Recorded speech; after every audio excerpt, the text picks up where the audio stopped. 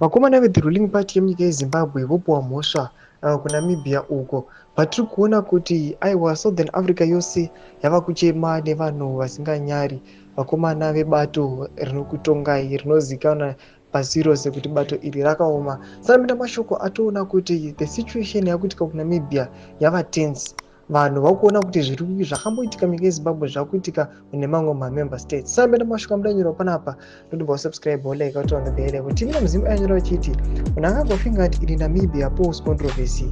Tichipinda panapa vanoposta vachiti they employed the same rigging tactics used by ZANU-PF in Zimbabwe. Specifically, they frustrated the youth who they perceived as opposition voters by taking an uncomfortable long time to save voters, often blaming the delays on a supposedly slow computer system.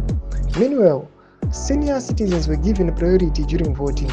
Furthermore, they limited the number of ballot papers in opposition strongholds, resulting in many first-time and young voters being denied the right to vote. Cry my beloved Africa. Mashoko anobuda atiri kuona kuti vanhu vari kuona kuti vakomana ve the regime aiwa munyika yeZimbabwe aiwa vari kukonzeresa muSouthern Africa. Tinoona another headline inobuda muthe Namibian Times atiri kuona vanoposta this video ramuri kuona nyora vachiti round 2 Namibians have queued up as early as 4 a.m. hours.